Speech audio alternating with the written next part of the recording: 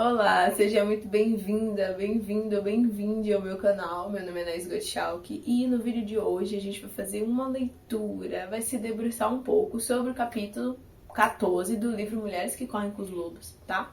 Ele é um livro feito pela doutora Clarissa Pinkola Estes e cada capítulo a gente vai ver um mito, uma lenda, que vai trazer linguagens simbólicas que dialogam com o nosso mundo interno. No capítulo de hoje, a lenda, o mito, a história é a donzela sem luz.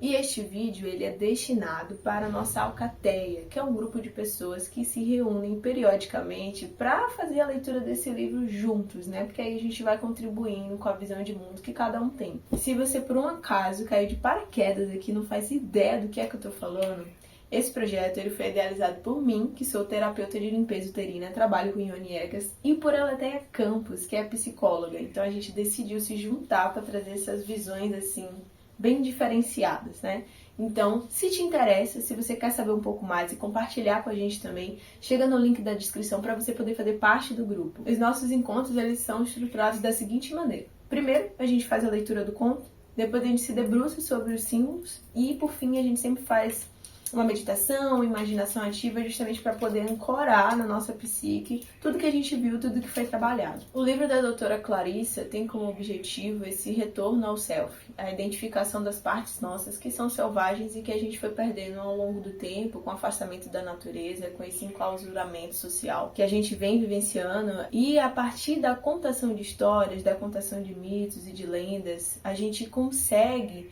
passar por um processo de aprendizagem e amadurecimento a partir do que os junguianos chamam de mística da participação, que é onde a nossa mente consegue temporariamente se afastar do ego e conseguir se fundir a uma outra realidade. Então, as histórias, os mitos, eles acabam sendo uma escola, Um papel, assim, de educação mesmo, de fato. Só que trazendo mais para esse mundo interno.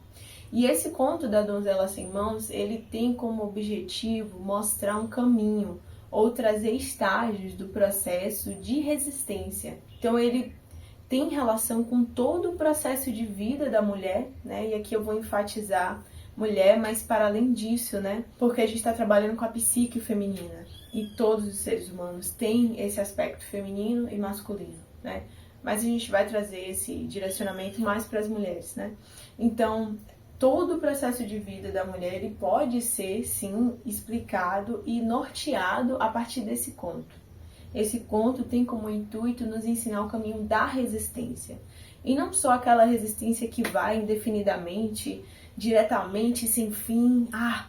Para além disso, É também sobre o endurecer, sobre ser robusto, sobre criar casca grossa, O famoso criar calos. E aí a Clarissa vai trazer esse ponto de conexão com a natureza, porque faz parte do rito da grande mãe selvagem ensinar os seus rebentos a se fortalecerem, Para poder, a partir disso, conseguir ter uma vida mais próspera e durável, Dentro do mundo selvagem. Então esse processo de resistência ele é necessário para que a gente amadureça, desenvolva nossas próprias defesas, autodefesas, para que a gente consiga viver a vida da maneira mais saudável e duradoura que for possível. O lugar onde a gente adquire esse aprendizado, onde adquire esses conhecimentos, é exatamente na selva subterrânea, que faz menção ao nosso mundo psíquico. É lá que reside todo o conhecimento oculto e profundo do feminino. Enquanto estamos lá, nós ficamos impregnados desse conhecimento e dessa linguagem instintivas, que são muito difíceis da gente compreender quando a gente tem uma perspectiva apenas do mundo objetivo, desse mundo externo. A donzela no conto ela vai realizar algumas descidas. E cada um desses estágios alquímicos eles vão ser completados quando ela passar por 3 etapas diferentes. O nigredo, que é o preto, representa o luto. O rubedo, que é o sangue, o vermelho, representa o sacrifício. E por último, o albedo, que é a luz, o branco. Tem a ver com a chegada nesse novo patamar de consciência. E se você parar para pensar, são as 3 cores da deusa tríplice que representam a ciclicidade do feminino. Então, esses estágios eles representam todo o processo de renovação e de aquisição desse novo conhecimento instintivo, que é um processo perpétuo na vida da mulher. Então, vamos lá, começar a leitura do conto para vocês. Era uma vez um homem que ficava na estrada e que ainda possuía uma enorme pedra de fazer farinha, com a qual moía o cereal da aldeia. Esse moleiro estava passando por dificuldades e não lhe restava nada além dessa enorme pedra no barracão e de uma grande macieira florida atrás da construção. Um dia, quando ele entrava na floresta com seu machado de gume de prata para cortar lenha, um velho estranho surgiu de trás de uma árvore. "Não há necessidade de você se torturar cortando lenha", disse esse velho num tom sedutor. "Posso adorná-lo de riquezas se você quiser me dar o que está atrás do seu moinho." "O que está atrás do meu moinho a não ser a macieira florida?" perguntou o moleiro, concordando então com a proposta do velho. "Dentro de 3 anos virei buscar o que é meu", disse o estranho. E foi embora a mancar, rindo pra caramba, desaparecendo por entre os troncos das árvores. O moleiro, que estava no caminho, acabou encontrando sua mulher, que veio correndo de dentro de casa, com o avental voando, o cabelo desgrenhado. E ela dizia: "Marido, quando bateu a hora, surgiu na nossa casa um relógio mais bonito. Nossas cadeiras rústicas foram trocadas por cadeiras enfeitadas de veludo. Nossa pobre despensa está repleta de carne de caça. Nossas arcas e baús transbordam de tão cheios. Diga-me, por favor, como isso aconteceu?" E neste exato momento, anéis de ouro começaram a aparecer nos seus dedos e o seu cabelo foi puxado e preso num arco dourado. "Ah!" disse o moleiro, assombrado enquanto seu próprio gibão passava a ser de cetim. Diante dos seus olhos, seus sapatos de madeira com um salto tão gasto que ele caminhava inclinado para trás, também se transformaram enfim nos sapatos. "Isso foi um desconhecido", disse ele ofegante. "Deparei-me com um homem estranho, com uma sobrecasaca escura, na floresta, e ele me prometeu enorme fortuna se eu lhe desse o que está atrás do nosso moinho." "Ora, mulher, claro que podemos plantar outra macieira." E a mulher cai num desespero, dando essa impressão de que recebeu um golpe fatal. "Ai, meu marido, o homem de casaco escuro era o diabo, e o que está atrás do moinho é a árvore, sim, mas nossa filha também está lá, varrendo o quintal com a vassoura de salgueiro." Então os pais ficam desesperados e voltam correndo para casa, derramando lágrimas sobre os seus belos trajes. A filha permaneceu sem se casar durante 3 anos, e tinha um temperamento como o das primeiras maçãs da primavera. No dia em que o diabo veio apanhá-la, ela se banhou, pôs um vestido branco e ficou parada num círculo de giz que ela mesma traçara à sua volta.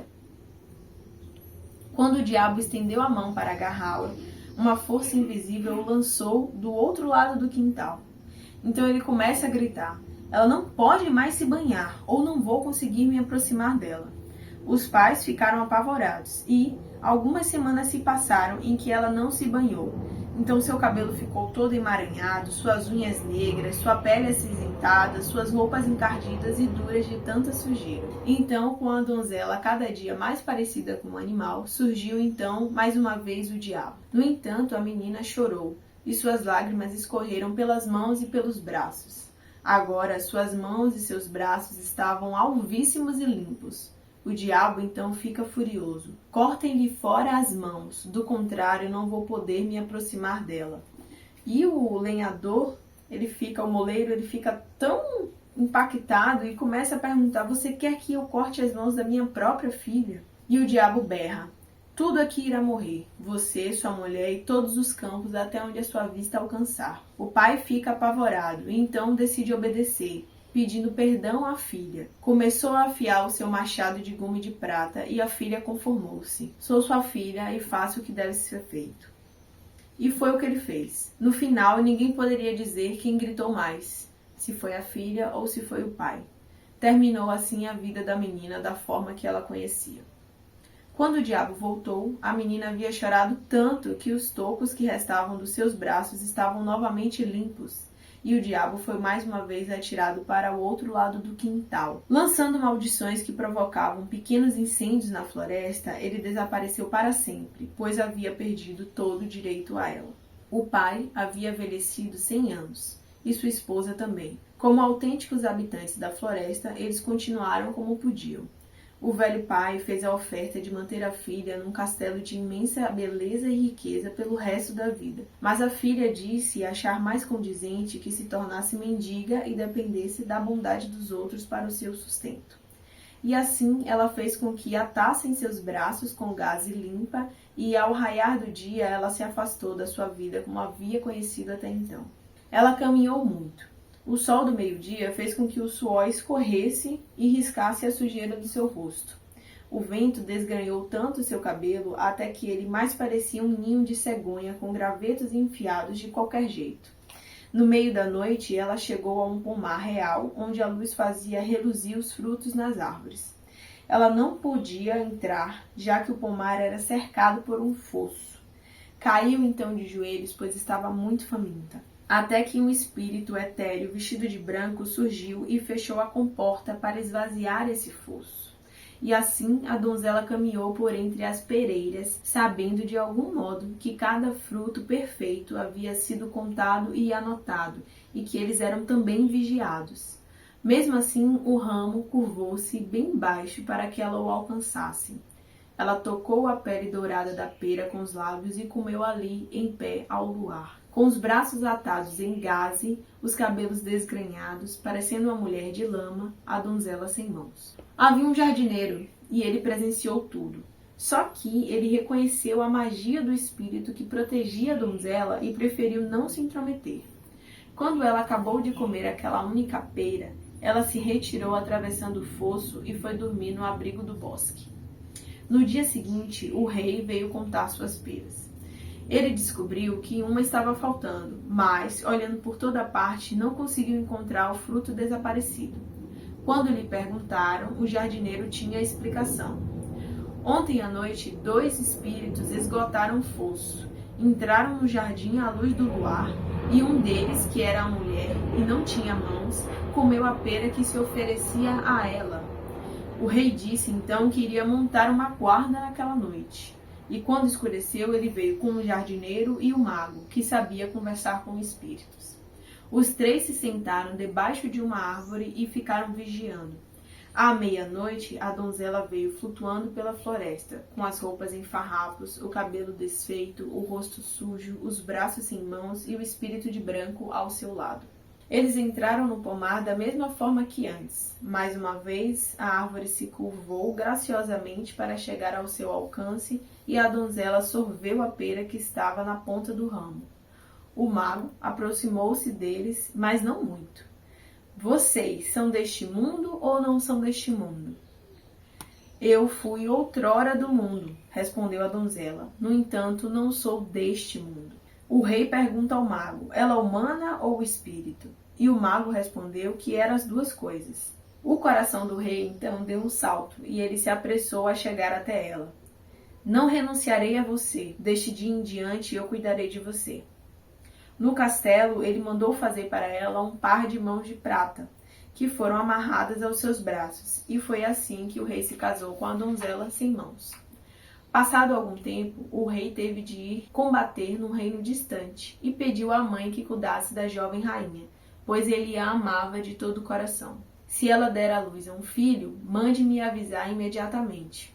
Então a jovem rainha deu à luz a um belo bebê, e a mãe do rei mandou um mensageiro até ele, para lhe dar as boas novas. No entanto, a caminho, o mensageiro se cansou, e chegando a um rio, ficou cada vez mais sonolento. Afinal, adormeceu profundamente às margens do rio.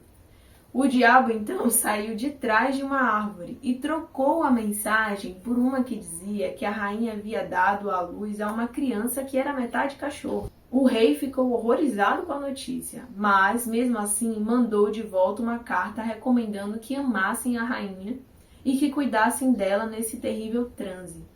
O rapaz que vinha trazendo a mensagem mais uma vez chegou ao rio e, sentindo a cabeça pesada, como se tivesse comido todo um banquete, logo adormeceu junto à água. Foi quando o diabo mais uma vez apareceu e trocou a mensagem para matem a rainha e a criança.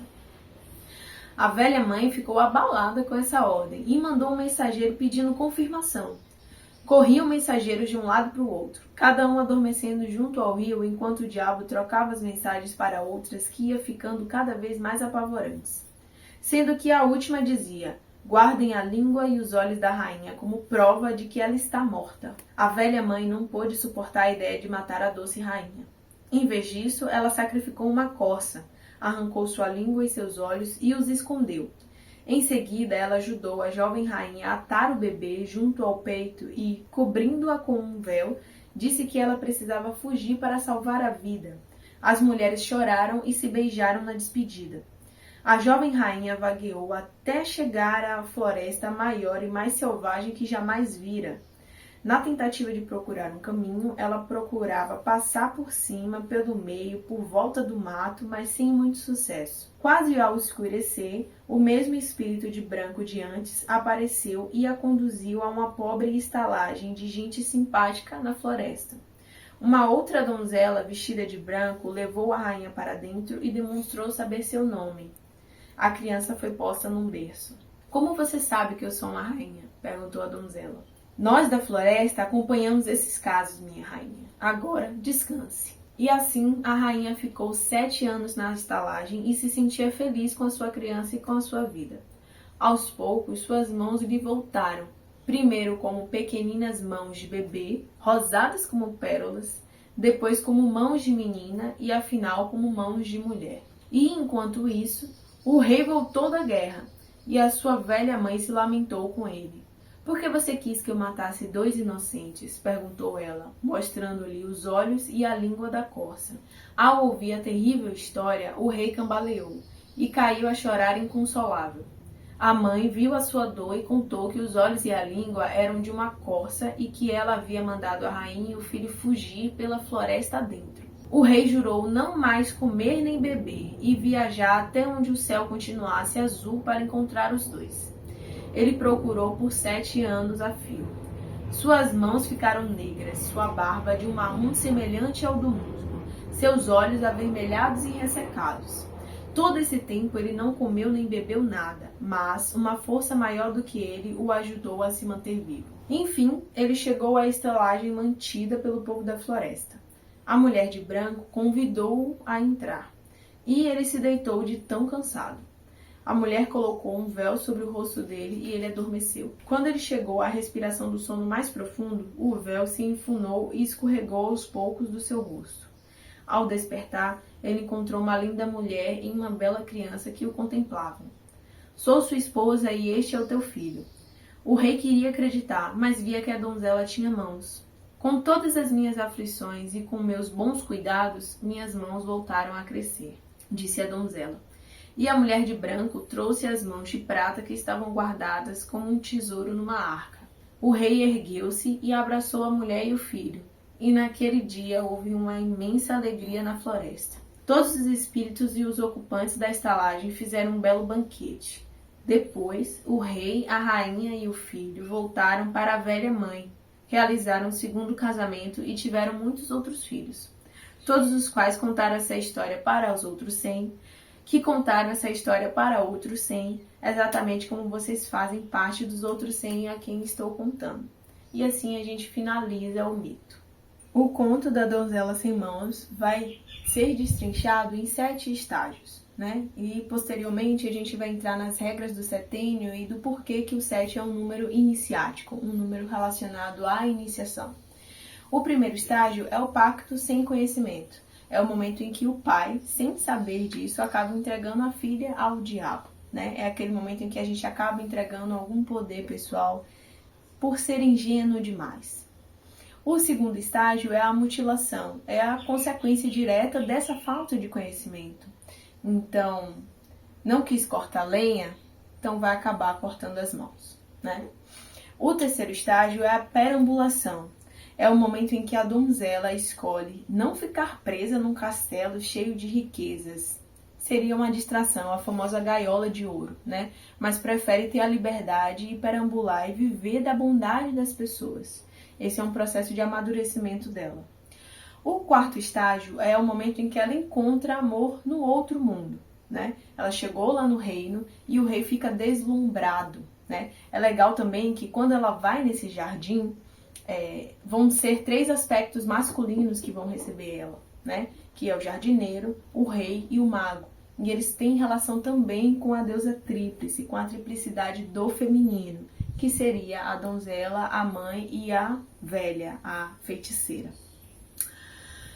Depois desse quarto estágio, a gente vai ter o quinto estágio, que é o tormento da alma. É aquele momento em que ela acabou de dar à luz a um bebê e o diabo começa a fazer confusão nas mensagens, né? E ela acaba sendo protegida pela velha mãe, que representa um aspecto da mulher selvagem que está ali para proteger ela. O sexto estágio é o reino da mulher selvagem. É aquele momento em que a velha mãe, né, a grande rainha, envia ela para a selva para que ela consiga se proteger. E no conto ela fala que essa é a floresta mais selvagem, mais fechada e mais intensa da qual ela já caminhou, né? Justamente para representar esse processo de entrar completamente no mundo interno. E é lá que ela vai sobreviver. Então, chegando nesse ambiente, ela encontra a mulher espírito e uma donzela vestida de branco que vão dar abrigo para ela.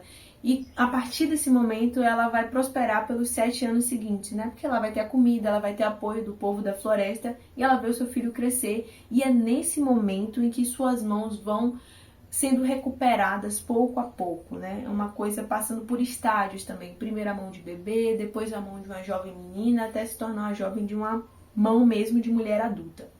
E o último estágio, que é a noiva e o noivo selvagens, é o momento do casamento, o segundo casamento, né? Porque quando a gente chega nesse estágio, a donzela ela passou por uma iniciação pessoal muito densa. O rei não poderia se encontrar com ela sem ele também passar por um estágio de purificação, né? É o momento em que ele escolhe fazer austeridade. Ele não vai comer nem beber e vai caminhar até onde o céu for azul para encontrá-los, né? Então ele também tem que passar pelo processo pessoal dele de evolução. Quando a gente traz para a psique de uma única pessoa, quando um aspecto da psique ele amadurece, todos os outros também são forçados a amadurecer para poder acompanhar. Então esse segundo casamento, ele simboliza isso, essa união do feminino e do masculino, que já precisa ser revalidada, já que ela não é mais aquela donzela inexperiente, né, que ele tinha se casado. Agora ele está se casando com a mulher plenamente selvagem que recuperou seus instintos ao ponto de restabelecer suas mãos novamente, né? Então esse é o segundo casamento. E aí todos esses estágios, eles têm diversos simbolismos que vão dar pra gente pistas de como é que a gente cria resistência e se desenvolve no conhecimento instintivo, né? Recuperando o nosso poder pessoal para poder viver uma vida mais plena, mais abundante, mais conectada com a nossa alma.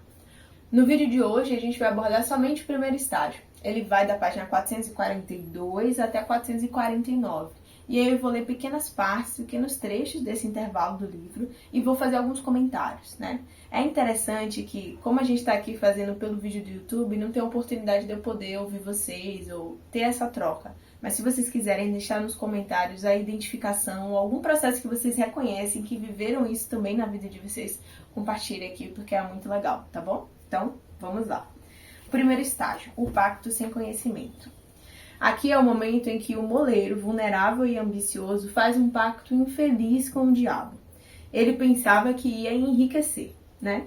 Mas depois percebe que o preço vai ser muito alto, né? Dando sua macieira em troca da prosperidade, descobre que, em vez disso, deu a sua filha para o diabo. Todos os elementos, né? E aqui, como eu falei antes, todos os elementos dessa história vão se relacionar à psique de uma única pessoa. Né? E aí, qual é o grande pulo do gato, né? A grande pergunta que a Clarissa coloca aqui pra gente. Qual é o pacto infeliz que toda mulher faz na sua vida? É comum que a gente tenha respostas diferentes ao longo da vida. Então, a depender de que fase a gente esteja, a gente vai ter uma resposta diferente. Mas tem uma coisa que é em comum em todas elas, né?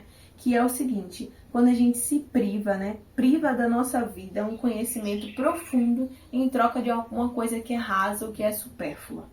Quando entregamos nossa natureza selvagem em troca da promessa de algo que parece rico, mas é vazio. Entramos então nesse pacto sem perceber a tristeza, a dor e o transtorno que ele trará para nós. Quase toda filha de Eva opta, a princípio, pelo pacto infeliz. Neste terrível pacto envolve um paradoxo enorme e significativo. Uma reação autodestrutiva, em termos psicológicos, né?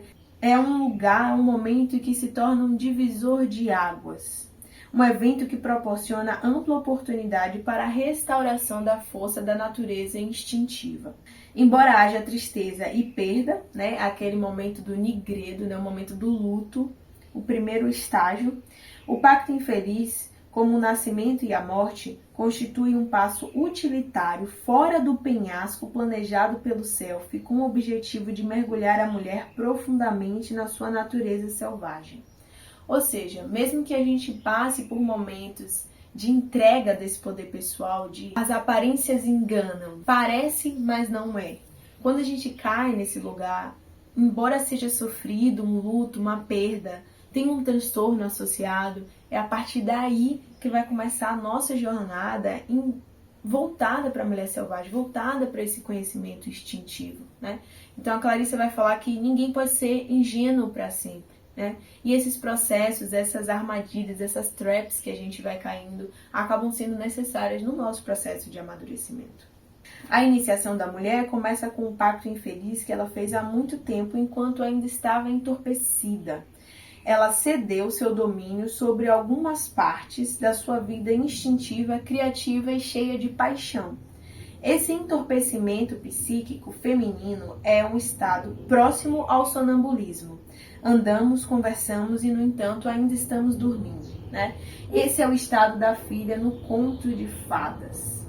E aqui eu trouxe um paralelo muito legal, que é esse momento em que ela tá lá atrás, né, varrendo, o caos tá acontecendo, né, o pai tá lá fora, fez um pacto com o diabo, a mãe foi até ele, avisou, né, foi a partir da mãe que ele percebe isso, os dois estão lá chorando, mas, né, a filha tá lá atrás, ó, varrendo o quintal, né, alisando com uma vassoura de salgueiro. Uma analogia que a gente pode fazer isso é, por exemplo, com uma criação disfuncional que tem pais superprotetores. O conto de Deméter e Coré, né, que posteriormente vai se transformar em Perséfone, relata muito bem isso, né? Uma mãe superprotetora que cerca a filha, né, em volta de um canteiro de narcisos, porque quer proteger ela da maldade do mundo. Esse excesso de proteção incapacita o rebento, né? Incapacita os filhos e as filhas de poderem se desenvolver para viver no mundo externo, no mundo objetivo, né? Então, ela é linda de se ver, uma criatura inocente. No entanto, ela poderia continuar a varrer o quintal por trás do moinho para sempre, sem nunca desenvolver nenhum tipo de conhecimento, nenhum tipo de amadurecimento. A história começa com a traição grave, porém involuntária do feminino jovem, da inocente. O pai, que simboliza a função da psique, que deveria nos orientar no mundo objetivo, lá no mundo externo, desconhece na realidade o modo pelo qual esse mesmo mundo externo e o mundo interior funcionam em série, que é essa coisa de que as aparências enganam, né? As coisas são muito mais do que a superficialidade. Quando a função do pai da psique deixa de ter conhecimento sobre questões da alma, somos atraídas com facilidade. O pai não percebe um dos fatos mais básicos da alma e do mundo da matéria, né? Onde muitas coisas que se apresentam a nós não são como aparentam ser à primeira vista. Esse pai, ele está completamente desconectado da própria intuição, dos próprios instintos, né? É uma representação de masculino que está completamente em desequilíbrio, também numa ingenuidade, né? Ao ponto de cair nessa lorota, nesse conto sedutor do diabo, porque ele não está a fim de cortar lenha, né? É o famoso caminho mais fácil, né? A iniciação que nos leva a esse tipo de conhecimento é aquela que nenhuma de nós deseja. E ela é representada por vários contos, como A Bela e a Fera, o próprio Barba Azul, que é o capítulo 2. A Clarissa traz alguns exemplos que começam com o pai pondo a filha em perigo.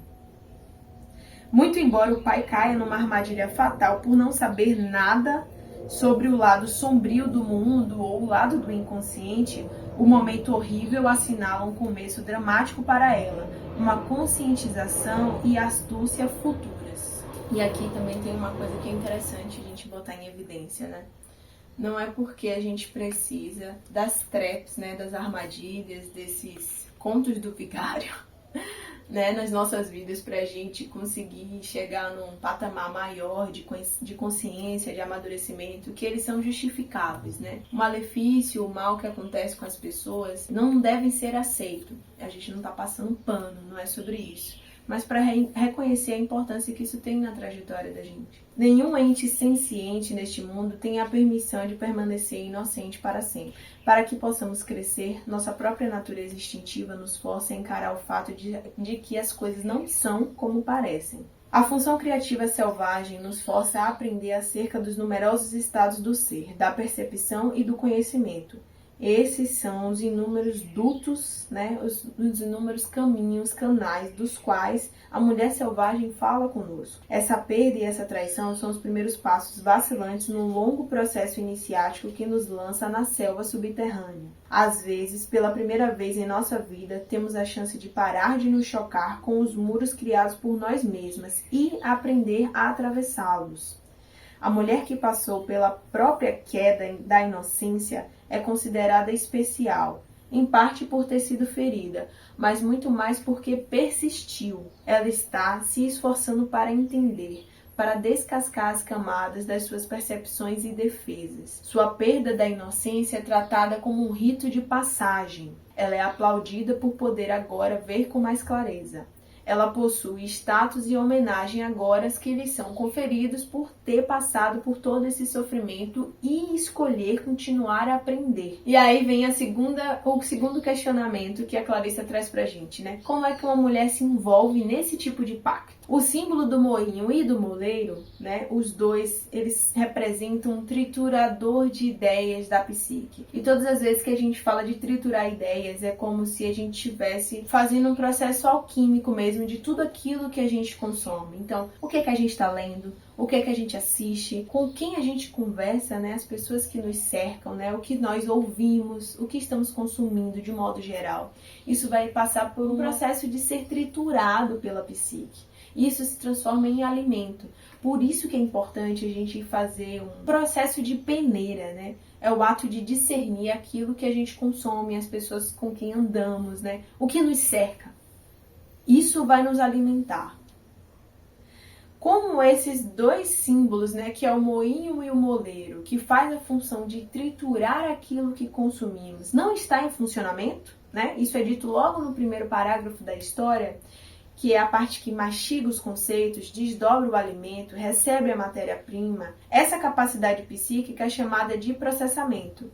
Então, se ele não está funcionando, isso quer dizer que nada está sendo feito com essa matéria-prima, que não está sendo obtida nenhuma compreensão a respeito dos grãos de conhecimento do mundo real e do mundo oculto que atingem o nosso rosto. O moleiro não tem trabalho. E se ele não tem trabalho, então a psique parou de se nutrir. A moagem de grão está relacionada ao impulso criativo. E aqui, quando a gente traz para os corpos que têm útero, o grão pode representar o óvulo. Faz parte dos nossos ovários, é onde fica toda a nossa energia criativa. Então a vida criativa da psique da mulher, ela está estagnada. Tem a impressão de não estar mais sendo impregnada pelas ideias, né? Sabe quando você sente que a sua criatividade está represada? Quando aquele rio caudaloso, ele de repente para? Tem uma barragem ali? É exatamente isso que acontece com os nossos processos criativos quando a psique não está sendo alimentada. Não está mais moendo, né? Esse moinho ele não está mais moendo fino para chegar ao âmago das coisas. E isso nos gera um entorpecimento sobre os nossos olhos, sobre a nossa natureza sensível e perdemos a vitalidade. Quando a mulher renuncia aos seus instintos que lhe indicam a hora certa para dizer sim ou não, ela acaba renunciando ao seu insight, à sua intuição e outros traços que são da natureza selvagem. Ela se encontra em situações que acabam gerando dor. Algumas mulheres desistem da sua arte em troca de um grotesco casamento por interesses. Abandonam um sonho de uma vida inteira para ser uma boa esposa, uma boa filha, uma boa menina, ou renunciam à sua verdadeira vocação. Perdem totalmente os instintos. Nossa capacidade exterior de penetrar na natureza das coisas, bem como a nossa visão interior, estão em sono profundo de tal forma que, quando o diabo chega e bate à porta, nós vamos até ela, no estado de sonambulismo, e deixamos que entre. Esse é o estágio em que a donzela está lá atrás varrendo o quintal. O diabo simboliza a força sinistra da psique. E aqui é muito legal a gente dissolver essa ideia de diabo, inferno, dessa perspectiva mais do cristianismo mesmo. Quando a gente está falando do diabo aqui, nesse simbolismo, ele está mais fazendo uma função de predador da psique. É aquela famosa voz que diz que não somos o suficiente, que nada tá bom, que essa voz ela vai ter uma posição de protagonismo no capítulo 2, que é a história do Barba Azul, é exatamente a história do predador interno, que habita a psique de todo ser humano, não somente das mulheres. Essa força sinistra da psique, na história, ele não é reconhecido pelo que é. Ele é um bandido arquetípico que precisa da luz, e por precisar, ele deseja roubar. É por isso que ele propõe a riqueza em troca da menina. A doce luz da jovem o atraiu, uma alma virginal presa no estado de sonambulismo. Ah, que petisco, não é mesmo? É a famosa presa fácil. Ela não tem consciência do seu valor. Uma luz dessas, que também é alheia, é desprotegida e é sempre um alvo. E aqui nessa ideia do alvo fácil, eu vou novamente fazer esse parêntese na história de Deméter e de Coré. Coré era filha única de Deméter, e Deméter, como uma mãe super protetora, ela regia a agricultura. Ela cercou a filha num campo de narcisos, para que ela não vivenciasse, não experienciasse, não conhecesse a maldade do mundo. Hades, que é o rei do submundo, já estava de olho em Coré há um tempo. Então ele decide raptar a menina. Como ele não consegue acessá-la, né, até porque ela está em volta de um campo de flores, que é o domínio da mãe, ele acaba abrindo o chão. Ele abre o chão, Coré é raptada e ninguém é testemunha do que aconteceu. Deméter entra numa depressão profunda e a partir disso surgem as estações do ano, né? Ela entra num inverno profundo e decide que até a sua filha retornar, ela não vai trazer nenhum tipo de alimento, ela não vai florescer, não vai dar frutos nem sementes, né? E isso acaba gerando uma fome no mundo. Quando ela cai no inferno, Hades diz que quer desposá-la. Hades aqui vai representar o aspecto sombrio, né? O lado sombra dela. E esse casamento, ele é o matrimônio, né? A integração entre a luz e a sombra. Ela acaba aceitando, vai comer o romã, que é o fruto que simboliza que ela pertence àquele submundo, vai se casar, vai ter um filho, que é Dionísio, e é somente quando ela faz esse processo de integração, se torna mãe, é que ela pode retornar à mãe dela, né? Então aí, a partir daí, surge essa simbologia das estações do ano. O período em que Perséfone retorna com o filho para a mãe é a primavera, o verão, e quando ela precisa retornar ao Hades, já que ela pertence ao submundo, agora que ela comeu o fruto proibido, que a gente vai ver que é uma relação com a menstruação, com esse rito de passagem da menina para a mulher, ela volta para o submundo e Deméter entra no outono e no inverno, e aí a gente vê a roda do ano. Então, a Coré, naquele campo de Narciso, que está ali num estado de sonambulismo, né, só voltada ali para o entorpecimento, ela representa esse alvo fácil. Perséfone, que é o estado dela como mulher madura. Coré, quando faz a integração das sombras, completa o estágio dela de amadurecimento, se torna mãe. E aqui não mãe, não vamos pensar só nos filhos criativos, né? Não é como se uma mulher, para se tornar uma mulher completa, precisasse ter filhos. Mas esse filho, ele representa a criatividade dela. Toda a vida criativa dela é representada através desse filho.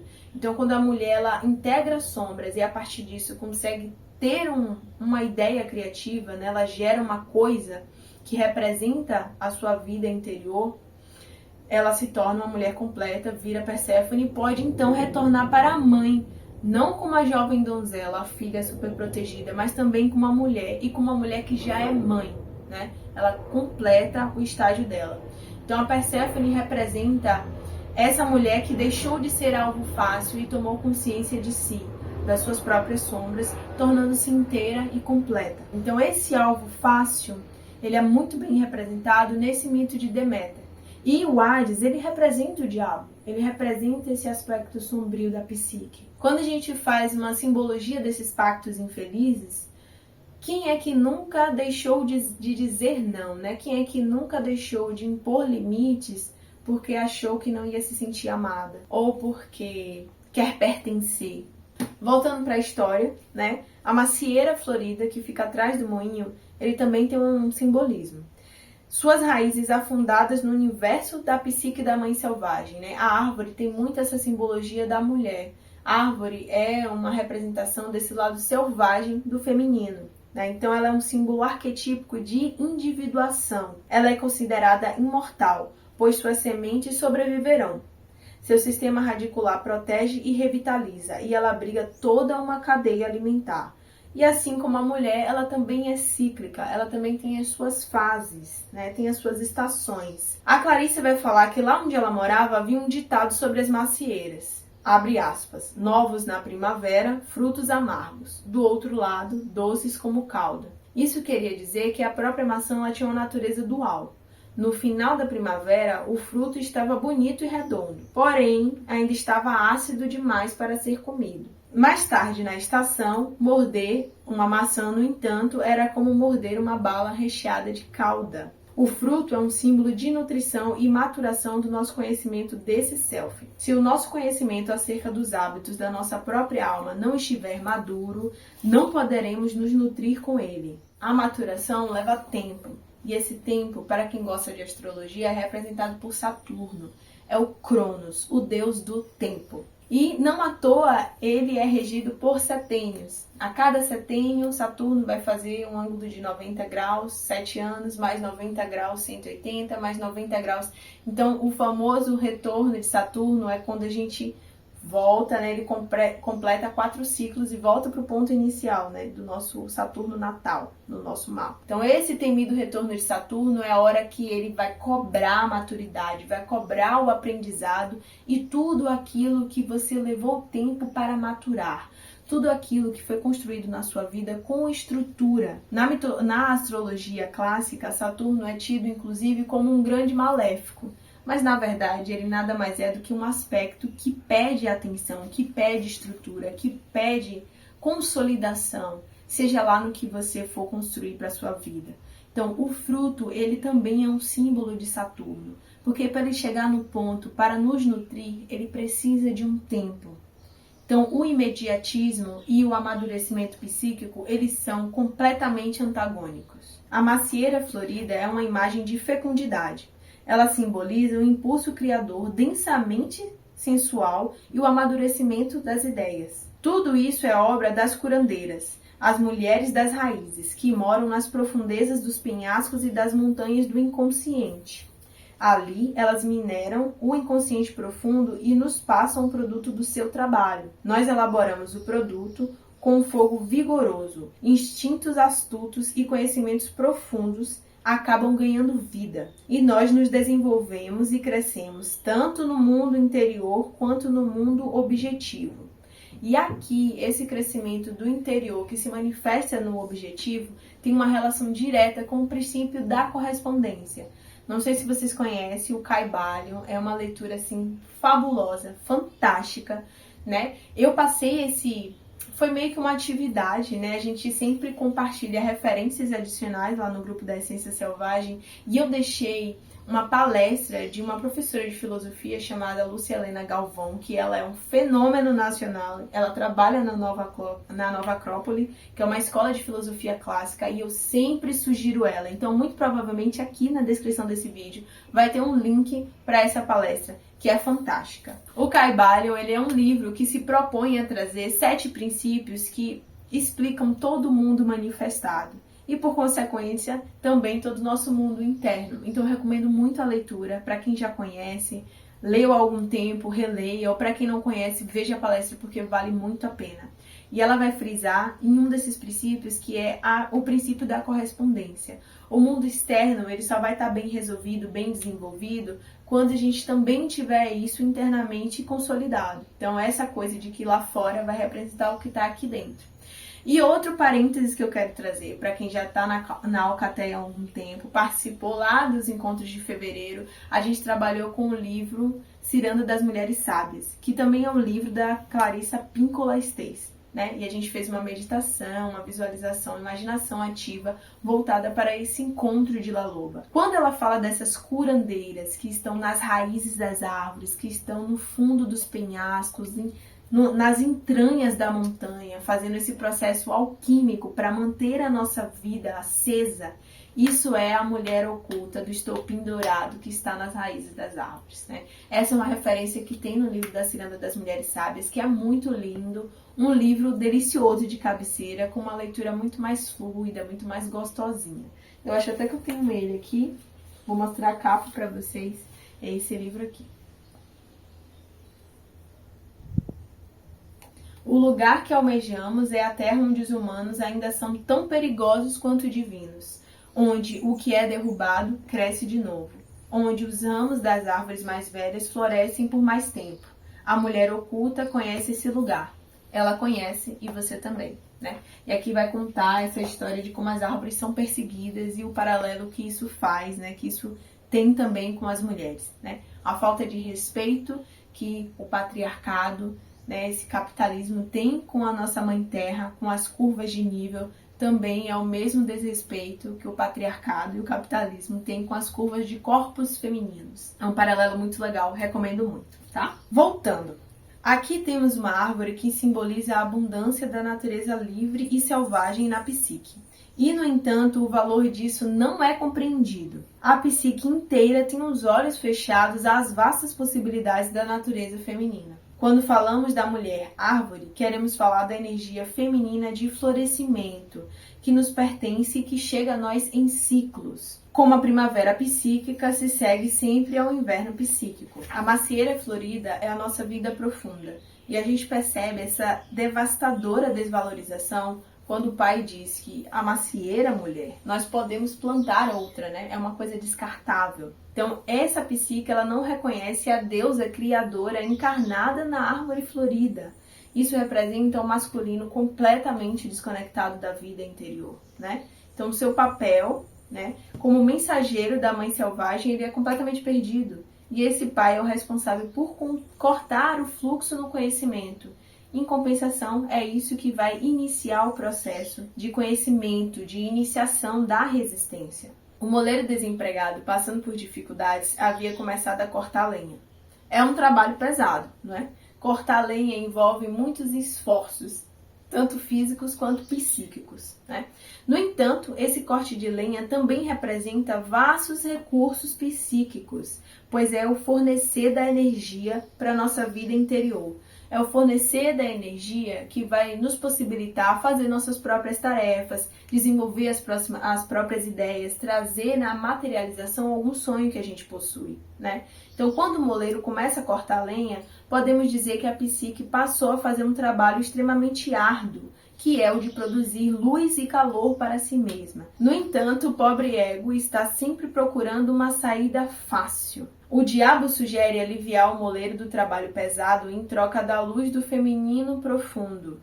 O moleiro ignorante aceita o trato e assim selamos o nosso destino. Nas profundezas hibernais da nossa mente, sabemos que não existe nada que se assemelhe a uma intensa transformação sem um trabalho árduo associado.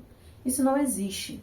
Se a gente quer fazer um trabalho interno, transformar a nossa vida, às vezes 180 graus, né? Como é que a gente quer chegar lá sem fazer a nossa parte, né? Sem enfiar as mãos definitivamente na lama e como La Loba ir lá cavando os ossos, né? Então precisa ter essa troca energética. A gente precisa estabelecer. Se a gente quer algo grande para nossa vida, a gente também precisa dar algo grande. O que seria esse algo grande? É o tempo, a nossa força de vontade e algumas vezes dinheiro, porque o dinheiro é a moeda de troca no mundo dos adultos. Então, qual investimento a gente está fazendo?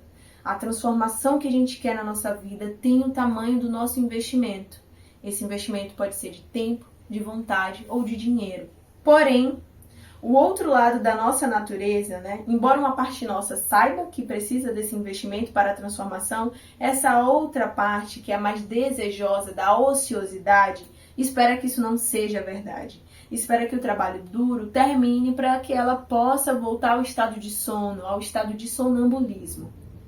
imaginar que talvez exista um jeito mais fácil. Quando fugimos do corte de lenha, as mãos da psique é que são cortadas, pois sem um trabalho psíquico, as mãos psíquicas definham. É o famoso cai no desuso. O nosso corpo, ele materializa isso, quase não sai, muito bem. Quando a gente tem um músculo que ele não trabalha, que ele nunca é utilizado, o que vai acontecer com esse músculo? Ele vai sofrer um atrofiamento. E é exatamente isso que simboliza aqui, né? Se a gente não faz um trabalho com as mãos, e as mãos muitas vezes é um canal de criatividade, a gente cria, a gente escreve, a gente toca, a gente manuseia, né? Faz... Qual é o nome daquilo mesmo?